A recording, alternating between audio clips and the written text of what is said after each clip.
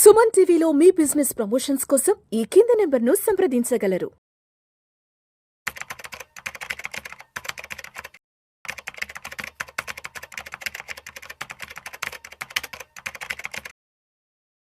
నమస్తే, welcome to Vishnu talks. నేను మీ Vishnu.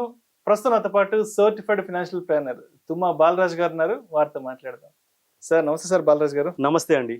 Sir Balraj గారు, ఇప్పుడు 40 ఏళ్ల వయసులో ఉన్న వాళ్ళు, అదేవిధంగా 50 ఏళ్ల వయసులో ఉన్న వాళ్ళు, అంటే 1975లో పుట్టిన వాళ్ళు, 1980లో పుట్టిన వాళ్ళు, 85లో పుట్టిన వాళ్ళు, సో ఇప్పుడు వీళ్ళంతా కూడా 40, 45, 50 ఈ ఏజ్ గ్రూప్ లో ఉంటారు కాబట్టి, అవునండి. సో ఫైనాన్షియల్ ప్లానింగ్ విషయంలో మరి ఈ ఏజ్ గ్రూప్ వాళ్ళు ఫైనాన్సెస్ ని ఏ విధంగా మేనేజ్ చేసుకోవాలి అంటారు, ఫైనాన్షియల్ ప్లానింగ్ అనేది ఏ విధంగా చేసుకోవాలి అంటారు? ఇప్పటి నుంచి అయినా, అంటే ఆల్మోస్ట్ ఇప్పటికే ఒక కొంత ఏజ్ అనేది ఒక మిడిల్ ఏజ్కి వచ్చేసేసారు కాబట్టి, సో ఇప్పటి నుంచి అయినా, మిడిల్ ఏజ్ నుంచి అయినా ఫైనాన్షియల్ ప్లానింగ్ అనేది ఏ విధంగా చేసుకోవాలంటారు? ఇంతకుముందు నేను చెప్పినట్టు ఎకనామిక్ రిఫార్మ్స్ వల్ల జాబ్ ఆపర్చునిటీస్ రావడం మొదలయ్యాయి. దాంతోపాటు మా జనరేషన్లో మేము ఇప్పుడు ఇన్ఫ్లేషన్ మనము 6% చూస్తే 6%, 5%, 5.5%, 4.5% చూస్తున్నాము. మా జనరేషన్లో inflation used to be 13, 14, 15% inflation rate. So 90స్లో, early 2000s, 90s, little early 90స్లో ఉండేదన్నమాట. లిటిల్ ఎర్లీ 2000 నుంచి తగ్గింది. సో ఫిక్స్డ్ డిపాజిట్ పైన వడ్డీ రేట్ ఎంత ఉంటుంది అనుకుంటున్నారు మీరు? అప్పట్లో నాకు ఐడియా లేదు అసలు. కోఆపరేటివ్ బ్యాంక్స్ లో ఫిక్స్డ్ డిపాజిట్ పైన 15% ఇంట్రెస్ట్ ఉండేదండి. 15% ఇంట్రెస్ట్ రేట్. ఆల్మోస్ట్ ఒక 30 years back. Maybe 25 to 30 years back. 25 to 30 years. 2000 ముందు, అదే 2000 ఆ టైంకి. సో ఫిక్స్డ్ డిపాజిట్ల పైన 15% కోఆపరేటివ్ బ్యాంక్స్ లో ఉండేది. ఆ ఫిక్స్డ్ డిపాజిట్ల పైన 15% ఇచ్చేసి ఎత్తేసారు కూడా, అది వేరే విషయం లేదండి. చార్మినార్ బ్యాంక్ ఎత్తిపోయింది, ప్రుడెన్షియల్ బ్యాంక్ ఎత్తిపోయింది. సో సస్టైనబుల్ అవ్వలేదన్నమాట. సో ఇవన్నీ కూడా మేము అప్పుడు చూసామన్నమాట. సో చాలా మంది ఆ పీరియడ్లో ఎర్లీ 2000స్లో హైటెక్ సిటీ డెవలప్ అయ్యింది, ఇక్కడ ఉద్యోగాలు రావడం మొదలయ్యాయి. సో విలేజెస్ నుంచి సిటీకి హైదరాబాద్కి మైగ్రేషన్ స్టార్ట్ అయిపోయింది. సో విలేజ్లో ఏదైతే పూర్గా ఉన్న వాళ్ళు, కష్టపడి చదివి ఒక స్థాయికి వచ్చి ఉద్యోగం తెచ్చుకున్న వాళ్ళు, they started sending money back to their parents. అక్కడ స్థలాలు కొనడము, ఆర్థికంగా వాళ్ళు బెటర్ కావడము, ఇవన్నీ కూడా మనము చూసామన్నమాట. సో 20స్లో 30స్లో అది మన ప్రైమ్ ఏజ్. అప్పుడు ఏదో చేయాలనే తపన, వరల్డ్కి ఏదన్నా ప్రూవ్ చేయాలనే తపన, ప్రమోషన్ కావాలి, లైఫ్లో ఎదగాలి అనే ఈ ఫీలింగ్ జనరల్గా 20స్లో 30స్లో ఉంటుంది. కానీ 40స్కి వచ్చిన తర్వాత ఇక చాలు, ఫ్యామిలీ గురించి మనం ప్రయత్నం చేస్తున్నాము, పిల్లల గోల్స్ గురించి, రిక్వైర్మెంట్స్ అవన్నీ చూసుకుంటూ ఉంటాము. ఈ 40స్లో మన పర్పస్ ఆఫ్ లైఫ్ ఏంటనేది వెతుక్కోవడం మొదలు పెడతాం, రైట్? ఈ 40s కూడా ఎలాంటి లైఫ్ అంటే, మా జనరేషన్ శాండ్విచ్ జనరేషన్. ఇటు పిల్లల్ని చూసుకోవాలి, అటు పెద్దల్ని కూడా చూసుకోవాలి, చిల్డ్రన్ని చూసుకోవాలి, పేరెంట్స్ని కూడా చూసుకోవాలి. సో అర్లియర్ అంటే ఇప్పుడు 30స్లో ఉన్న వాళ్ళకి కొందరికి ఆ సిచ్యువేషన్ ఉంటుంది, బట్ చాలా మందికి అది ఉండదు. సో అదేవిధంగా ఎవరైతే 60స్లో ఉంటారో వాళ్ళకు కూడా ఉండదు, కొందరికి ఉండొచ్చు, చాలా మందికి ఉండదు. సో మా జనరేషన్కి మాత్రమే we have to take care of the children, also take care of the parents. ఇప్పుడు పిల్లలు ఏమైతే ఉంటారో వాళ్ళు హై స్కూల్లో, కొందరు కాలేజ్లో, కొందరు మ్యారేజ్ టైంలో, మ్యారేజ్ సిచ్యువేషన్లో ఉంటారు. సో పిల్లలకి టైం ఇవ్వాలి. కెరియర్లో ఛాలెంజెస్ బాగా ఉంటాయి. ఇప్పుడు కొన్ని సెక్టార్స్ ఏమైతే ఉన్నాయో వాళ్ళకి ఛాలెంజెస్ ఎక్కువ ఉంటాయి 40స్లో ఉన్న వాళ్ళకి. సో అటు జాబ్ ట్రబుల్, బిజినెస్ ట్రబుల్, దాంతోపాటు పిల్లల రెస్పాన్సిబిలిటీస్ చూసుకోవాలి. ఎయిలింగ్ పేరెంట్స్ ఉంటారు. ఆల్రెడీ 40స్లో ఉన్న వాళ్ళకి పేరెంట్స్ 65, 70, 75 ఆ రేంజ్లో ఉండడం, వాళ్ళని చూసుకోవాలి. సో మా జనరేషన్ లైఫ్ అంత ఈజీ కాదు ఇప్పుడు. We're struggling a lot. So ఆ స్ట్రగుల్ని తగ్గించుకోవాలి అని అంటే మనము ఒక మంచి విధంగా ప్లాన్ చేసుకోవాలి. సో ఫ్యామిలీ యొక్క అవసరాలన్నీ తీరాలి అని అంటే we have to plan well, and we have to plan well in advance. So ఎలాంటి ప్లానింగ్ మనం చేసుకోవాలి? సో ఫస్ట్ అండ్ ఫార్మోస్ట్ ఇన్సూరెన్స్లు ఏమైతే కావాలనో ఫ్యామిలీకి, ఆ ఇన్సూరెన్స్లు అన్నీ చూసుకోండి. లైఫ్ ఇన్సూరెన్స్ కానీ, మీ లోన్లు ఏమైతే ఉన్నాయో అవి ప్రొటెక్ట్ చేసుకోవాలి ఖచ్చితంగా. ఇన్సూరెన్సెస్ ఏమైతే కావాలో అవన్నీ, లైఫ్ ఇన్సూరెన్స్ తీసుకుంటే టర్మ్ ఇన్సూరెన్స్ ద్వారానే తీసుకోండి. ఇన్వెస్ట్మెంట్ రిలేటెడ్ ఇన్సూరెన్స్ చేయకూడదు, ఓన్లీ టర్మ్ ఇన్సూరెన్స్ ద్వారా తీసుకోండి. అదేవిధంగా పర్సనల్ యాక్సిడెంట్, డిసెబిలిటీ కవర్ చూసుకోండి. అండ్ హెల్త్ ఇన్సూరెన్స్ ఆప్షనల్ కాదండి. Health insurance is a must for somebody who is in 40s. ఎందుకంటే ఆల్రెడీ 40స్లో ఉన్న వాళ్ళకి ఇప్పుడు ఆల్రెడీ మనం చాలా స్ట్రెస్ త్రూ లోన్ అవుతున్నాం, రైట్? ఆ స్ట్రెస్ వల్ల ఇప్పుడు బీపీలు స్టార్ట్ అయిపోతాయి, డయాబెటీస్లు స్టార్ట్ అయిపోతాయి, ఇంకా వేరే వేరే చిన్న చిన్న ప్రాబ్లమ్స్ స్టార్ట్ అయిపోతాయి. సో హెల్త్ మంచిగా ఉన్నప్పుడే హెల్త్ ఇన్సూరెన్స్ తీసుకోవాలి. మీకు హెల్త్ ఇన్సూరెన్స్ లేకపోతే తగినంత హెల్త్ ఇన్సూరెన్స్ ఖచ్చితంగా తీసుకోండి. ఎస్ఐపి చేసినంత మాత్రాన, ఏదైనా ఇన్వెస్ట్మెంట్ చేసినంత మాత్రాన మన గోల్స్ తీరిపోతాయని అనుకోకండి. ఎస్ఐపితో పాటు మన బిహేవియర్ కూడా మనం చూసుకోవాలి. కంగారు పడకూడదు, స్ట్రెస్కి లో కాకూడదు. మార్కెట్ వాలిటిలిటీ ఏమైతే ఉంటుందో దాన్ని చూసుకుంటూ స్ట్రెస్కి లోన్ అయ్యామనుకోండి, మనం అనవసరమైన స్టెప్స్ తీసుకుంటాము. అది మన ఇన్వెస్ట్మెంట్ పోర్ట్ఫోలియోని దెబ్బతీస్తుంది. సో ఒక డిసిప్లిన్డ్ వేగా, డిసిప్లిన్ హ్యాబిట్తో మనము రెగ్యులర్గా మన ఇన్వెస్ట్మెంట్స్ చేసుకుంటూ ఉండాలన్నమాట. సో ఇంకోటి ఏంటంటే, real financial freedom means saying no without guilt. No చెప్పడం నేర్చుకోవాలి. మనం 20s ఉన్నప్పుడు, 30s ఉన్నప్పుడు బాస్ ఏం చెప్పినా కానీ మనము సరే ఎందుకు నొప్పించడము, మనకు ప్రమోషన్ కావాలి, అది కావాలి, ఇది కావాలని చెప్పేసి ఎస్ అని చెప్పేసి మనకు నచ్చకపోయినా కొన్ని విషయాలు చేసుకుంటూ వెళ్ళిపోతాం. కానీ 40sలోకి వచ్చిన తర్వాత క్లారిటీ వస్తుంది అనమాట. నా family time important, unreasonable work నాకు ఇచ్చినా కానీ నో చెప్పడానికి అవకాశం చాలా చాలా ఎక్కువ ఉంటుంది. మీరు ఎప్పుడైతే నో చెప్తారో యువర్ అన్రీజనబుల్ థింగ్స్కి, వీ హ్యావ్ టు, ఇప్పటివరకు నేర్చుకోలేదా అది మనం నేర్చుకోవాలి. We have to say no to things which will drain our energy. మన టైము, మన ఎనర్జీని, మన మెంటల్ పీస్ని ఏదైతే డ్రెయిన్ చేస్తుందో, అది ఏదైనా కావచ్చు, మీ జాబ్లో కావచ్చు, ఇంటి విషయాలు కావచ్చు, ఇంకేదైనా కావచ్చు, అలాంటి విషయాలకి నో చెప్పడం మనము ఖచ్చితంగా నేర్చుకోవాలన్నమాట. 40sలో ఉన్నవారు రిటైర్మెంట్ని ఎట్టి పరిస్థితుల్లో నెగ్లెక్ట్ చేయకూడదు. సో మనము మన పిల్లలకు మంచి భవిష్యత్తు ఇవ్వాలని ఎప్పుడూ కోరుకుంటాం. సో మంచి భవిష్యత్తు ఇచ్చి మన రిటైర్మెంట్ని మనము నెగ్లెక్ట్ చేసామనుకోండి, సో మనం పిల్లల పైన మనం ఆధారపడిన పరిస్థితి వచ్చిందనుకోండి, ఎలా ఉంటుంది ఆ ఫీలింగ్, రైట్? పేరెంట్స్ ఎప్పుడు కూడా పిల్లలకి ఇవ్వాలని ఆలోచిస్తారు కానీ పిల్లల పైన డిపెండ్ అవ్వాలని అనుకోరు. అన్ఫార్చునేట్లీ డిపెండ్ అవ్వాల్సి వచ్చిందనుకోండి, పిల్లలకి ఇబ్బంది పెట్టినట్టు కదా. సో వాళ్ళు చూస్తారేమో, పిల్లలు చూస్తారేమో, కానీ వాళ్ళు సంపాదించే డబ్బు, వాళ్ళకు వచ్చే ఇన్కము సరిపోతుందో సరిపోకపోతుందో. సో అందు గురించే పిల్లలకి ఎడ్యుకేషన్ చెప్పించడానికి మీ దగ్గర ఏమైనా డబ్బు తక్కువగా ఉంటే లోన్స్ ద్వారా, స్కాలర్షిప్ ద్వారా అది చూసుకోవడానికి వీలవుతుంది. ఎట్టి పరిస్థితిలో మన రిటైర్మెంట్ ప్లానింగ్ నెగ్లెక్ట్ చేయడానికి వీల్లేదు. ఇంకొకటి, మనం ఏం చేస్తామంటే 40sలో ఉన్న వాళ్ళు ఫ్యామిలీ ఫైనాన్షియల్ ఇష్యూస్ ఏమైతే ఉంటాయో, ఫ్యామిలీ ఫైనాన్షియల్ మ్యాటర్స్ ఏమైతే ఉంటాయో వాటి గురించి తరచూ చర్చించరు ఫ్యామిలీతో. సో ఫ్యామిలీ అంటే ఓన్లీ వైఫ్ చిల్డ్రనే కాదు, సిబ్లింగ్స్ ఉంటే, బ్రదర్స్ సిస్టర్స్ ఉంటే, పేరెంట్స్ కూడా ఉంటే, పేరెంట్స్తోని కూడా ఖచ్చితంగా ఫైనాన్షియల్ మ్యాటర్స్ మాట్లాడాలి. ఇప్పుడు హస్బెండ్ వైఫ్ పిల్లలు ఉంటే వాళ్ళకి సంబంధించిన రిక్వైర్మెంట్స్ వేరేగా ఉంటాయి. ఇప్పుడు సిబ్లింగ్స్ ఉన్నారు, పేరెంట్స్ ఉన్నారు, పేరెంట్స్ రెస్పాన్సిబిలిటీ కూడా తీసుకోవాలి కదా. సో మాట్లాడుకోరు జనరల్గా. మాట్లాడుకోకుండా నువ్వు రెస్పాన్సిబిలిటీ తీసుకుంటావా అని అది అన్సెట్ అనమాట. సో అక్కడ ఏమైపోతుందంటే మిస్అండర్స్టాండింగ్స్ వస్తాయి. సో ఈ విషయాలు మాట్లాడడానికి కొంచెము ఇన్కన్వీనియన్స్ ఉంటుంది, కంఫర్టబుల్గా ఉండదు. కానీ ఖచ్చితంగా కూర్చొని మాట్లాడాలి, ఖచ్చితంగా అవసరం అది. సో పేరెంట్స్ ఉన్నారనుకోండి, మీకు సిబ్లింగ్స్ ఉన్నారు, పేరెంట్స్ రెస్పాన్సిబిలిటీ ఎలా తీసుకుంటారు అనేది క్లారిటీ ఉండాలి. సో క్లారిటీ లేకపోతే ఎక్స్పెక్టేషన్స్ ఉంటాయన్నమాట. వీడు చూసుకుంటాడు, తను చూసుకుంటుంది అని చెప్పేసి అది ప్రాబ్లమ్స్కి గురవుతుంది అనమాట. ఖచ్చితంగా పేరెంట్స్ని ఎవరు చూసుకోవాలి, ఎట్లా ఫండింగ్ చేయాలి, సో ఫ్యామిలీ ఇష్యూస్ ఏమైనా ఉంటే వాటిపైన మనం మాట్లాడుకొని వాటిని తీర్చుకోవాలి. ముఖ్యంగా ఇన్హెరిటెన్స్ విషయంలో, ఆస్తుల పంపకాల విషయంలో ఇప్పుడు మాట్లాడాల్సిన విషయం. సో మాట్లాడకుండా ఉంటే ఫ్యూచర్లో మీ సిస్టర్స్ కానీ బ్రదర్స్ కానీ ఎవరైనా ఉన్నారనుకోండి, వాళ్ళతోని రిలేషన్షిప్ మంచిగా ఉండాలంటే ఈ విషయాలు ఖచ్చితంగా మాట్లాడాలి. ఇన్హెరిటెన్స్ విషయంలో మీ పేరెంట్స్తో మాట్లాడే, మీ ఆస్తి ఎవరికి ఎలా పంచుతారో అనే ఈ టాపిక్, ఇది సెన్సిటివ్ టాపిక్, మాట్లాడడానికి ఇబ్బంది కానీ మాట్లాడాలి. సో ముఖ్యంగా మీ పేరెంట్స్ వీలునామా రాసారా లేదా అనేది మీరు చూసుకోవాలి. వీలునామా లేకపోతే మీ పేరెంట్స్ని ఎంకరేజ్ చేసి వాళ్ళు వీలునామా రాసేటట్టు మీరు ప్రయత్నం చేయాలి. కానీ ఎలా సార్, వీలునామా అంటే పేరెంట్స్ అఫెండ్ అవుతారేమో, ఇప్పుడే చచ్చిపోతున్నానా నేను, వీలునామా రాయమంటున్నావు అని అంటారేమో అనే ఫీలింగ్ ఉంటుంది, రైట్? సో ఏం చేయాలంటే, మనం పేరెంట్స్ని సలహా అడిగితే సలహా ఇస్తారు కదా. సో మీరు కొంచెం టాక్ట్ఫుల్గా, స్మార్ట్గా దీన్ని హ్యాండిల్ చేయొచ్చు. ఏం చేయొచ్చు అంటే, మదర్ ఆర్ ఫాదర్, నాన్ననో అమ్మనో వీళ్ళ దగ్గరికి వెళ్ళేసేసి, నేను వీలునామా రాయాలనుకుంటున్నాను ఫ్యామిలీకి, నేను ఎక్కడో విన్నాను, చూశాను, సో ఎలా రాయమంటావు, ఏం చేస్తే బాగుంటుంది అని అడగండి.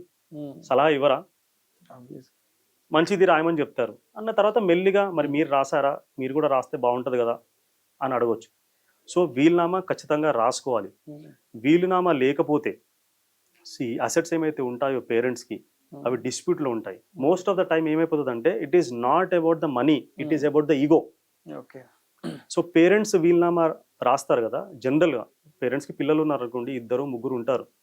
సో 2-3లో ఒకరు మంచిగా చేయవచ్చు, ఒకరు అంత మంచిగా చేయకపోవచ్చు, ఆర్థికంగా ఒకరు బాగా ఉండొచ్చు, ఒకరు బాగా ఉండకపోవచ్చు.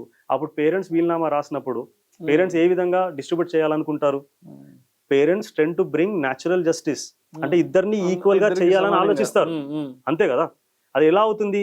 మంచిగా చేసేవాడు ఎవరైతే ఉంటారో వాళ్ళకి కొంచెం తక్కువ ఆస్తి ఇచ్చి, మంచిగా చేయని వారు ఎవరైతే ఉంటారో వాళ్ళకి కొంచెం ఎక్కువ ఆస్తి ఇవ్వాలని పేరెంట్స్ ఆలోచిస్తారు.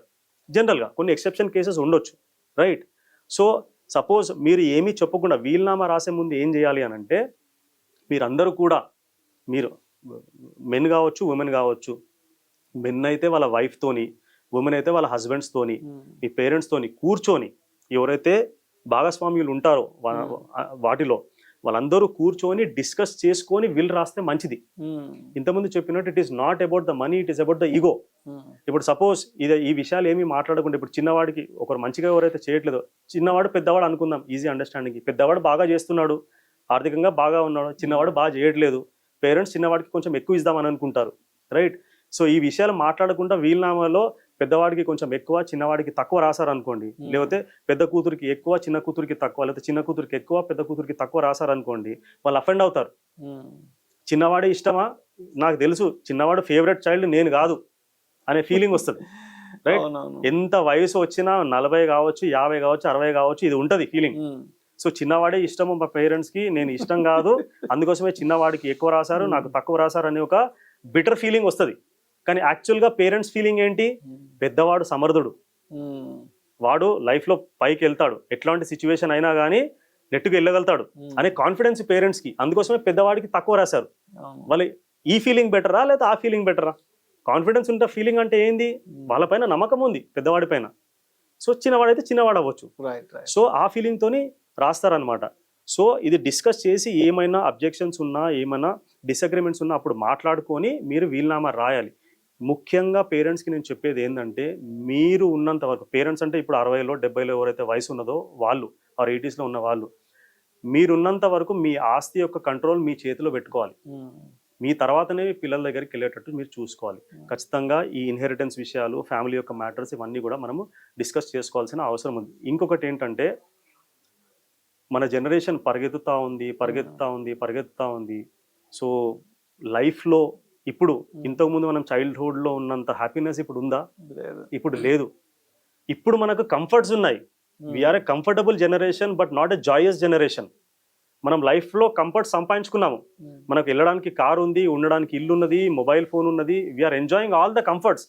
బట్ చిన్నప్పుడు మనకు ఆ సంతోషం ఏమైతే ఉందో, చిన్న తక్కువ రిసోర్సెస్ తోని కూడా మనకు అప్పుడు సంతోషం ఏమైతే ఉందో, ఇప్పుడు ఆ సంతోషం మనము పొందగలుగుతున్నామా? లేదు. ఎందుకంటే we're always worried about what will happen in the future. మనం సంపాదించిన డబ్బు మనకు సరిపోతుందా లేదా అని కాన్స్టెంట్ వరీ. నేను ఒక్క విషయం చెప్తున్నానండి, 23 సంవత్సరాల నుంచి నేను ఫైనాన్షియల్ ఫీల్డ్లో ఉన్నాను. దాదాపు 18 సంవత్సరాల నుంచి ఫైనాన్షియల్ ప్లానింగ్ ఫీల్డ్లో ఉన్నాను. So I'm one of the earliest CFPs in India.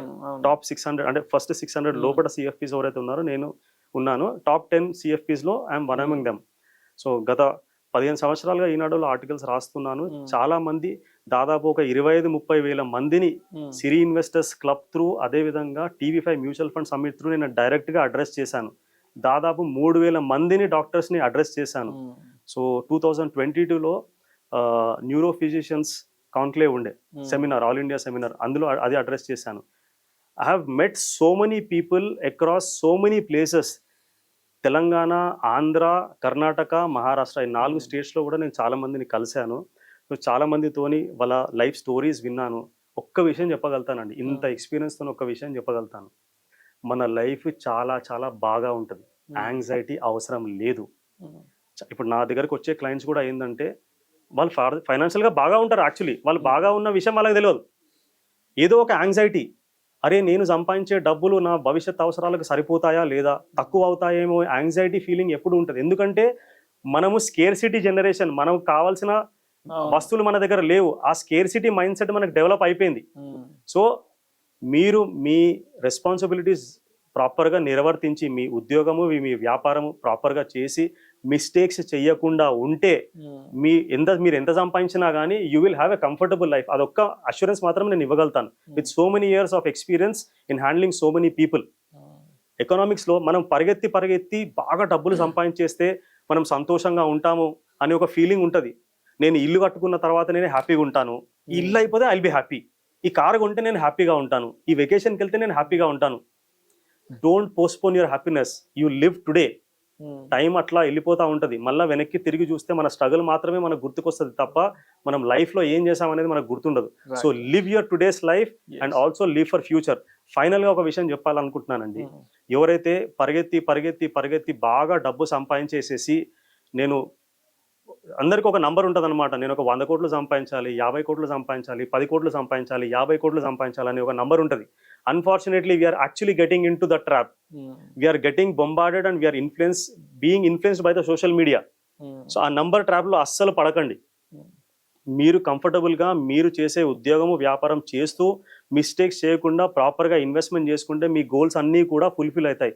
ఎకనామిక్స్లో ఒక లా ఉందండి, ఒక కాన్సెప్ట్ ఉంది, that is called law of diminishing marginal utility.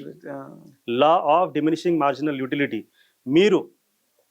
మీకు నచ్చిన ఐస్ క్రీమ్ తిన్నారనుకోండి, మంచిగా అనిపిస్తుందా? రిలీజ్ చేస్తాము, సంతోషంగా ఉంటాం, హ్యాపీ ఫీలింగ్ ఉంటుంది. అదే ఐస్ క్రీమ్ ని ఇంకొకటి వెంటనే తిన్నారనుకోండి, సేమ్ ఫీలింగ్ ఉంటుందా? కొంచెం వెగటుగా ఉంటుంది, ఆ ఫీలింగ్ తగ్గుతుంది. మూడోసారి దిగితే మీరు అన్నట్టు వెగటుగా ఉంటుంది. డబ్బు విషయంలో కూడా అది జరుగుతుంది.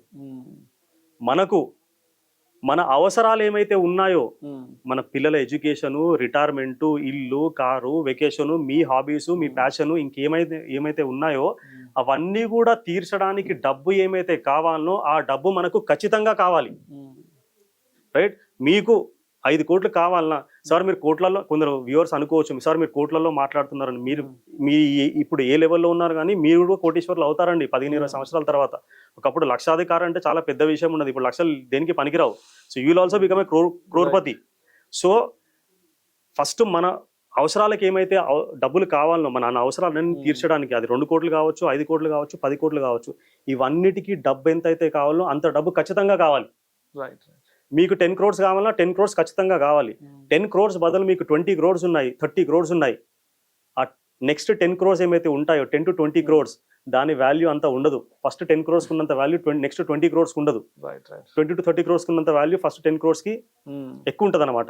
సో మనకి ఎంతైతే కావాలో అంత మనం ఖచ్చితంగా కూడబెట్టుకోవాలి. మిగతాది ఏమైతే ఉందో that is just a number. It is going to give psychological comfort. Yes, నా దగ్గర కావాల్సిన దానికంటే నాకు డబ్బు ఎక్కువగా ఉందని ఒక సైకలాజికల్ కంఫర్ట్ అనమాట. అందుగురించే మీరు చాలా ధనవంతులు ఎవరైతే ఉంటారో, బిజినెస్ పీపుల్ ఎవరైతే ఉంటారో, వాళ్ళు ఒక స్టేజ్ తర్వాత ఫిలాంథ్రఫీకి వెళ్తారు. రైట్? ఈ law of diminishing marginal utility డబ్బుకి ఎప్పుడు వర్తించదు అని అంటే, మన అవసరాలు తీర్చుకున్న తర్వాత మిగిలిన డబ్బులు ఏమైతే మనము గ్రేటర్ గుడ్ ఫర్ ఎ సొసైటీకి వాడతామో అప్పుడు ఆ డబ్బు యొక్క వాల్యూ అనేది చాలా ఎక్కువగా ఉంటుంది. ఎందుకంటే you're touching so many people's life. కొందరికి మీరు హెల్త్ పరంగా హెల్ప్ చేస్తున్నారా, ఎడ్యుకేషన్ పరంగా హెల్ప్ చేస్తున్నారా, దానికి వాల్యూ ఎక్కువ ఉంటుంది అనమాట. సో ఫైనల్గా నేను చెప్పేది ఏంటంటే, యాంగ్జైటీ మనకు అవసరం లేదు. జాగ్రత్తగా మీరు చేయాల్సిన ఇన్సూరెన్సులు చేసుకొని, హెల్త్ని కాపాడుకుంటూ, మెంటల్ పీస్ని కాపాడుకుంటూ, మన మైండ్ సెట్ని డెవలప్ చేసుకొని చేయాల్సిన ఇన్వెస్ట్మెంట్స్ అన్నీ చేస్తే ఏ బాధరబంది లేకుండా మన గోల్స్ అన్నీ కూడా ఫుల్ఫిల్ చేస్తాము. I'm one among you. Thank you so much. Thank you sir. Thank you so much Balaji గారు.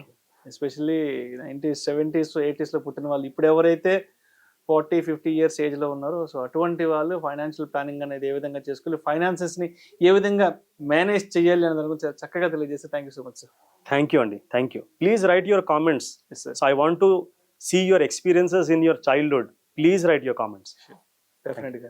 సో ఇప్పటివరకు ఏదైతే సారు ఈ వీడియోలో సార్ యొక్క ఎక్స్పీరియన్సెస్ని, చైల్డ్హుడ్ డేస్ మెమరీస్ అన్ని గుర్తు చేసుకున్నారు. సో మీరు కూడా అటువంటి మెమరీస్ని కానీ ఎక్స్పీరియన్స్ చేస్తుంటే దయచేసి కామెంట్స్ రూపంలో మీ అభిప్రాయాన్ని మాకు తెలియచేయండి. కొందరికి నేను చెప్పినది కాకుండా వేరే ఎక్స్పీరియన్సెస్ ఉండొచ్చు. Please don't get offended. So not necessary నాకున్న ఎక్స్పీరియన్స్, నాకు తెలిసిన వాళ్ళ ఎక్స్పీరియన్సెస్ మీకు కూడా ఉండాలని, మీరేం ఎక్స్పీరియన్స్ చేశారో అది కూడా షేర్ చేయండి. థ్యాంక్ యూ అండి. Thank you sir. Thank you.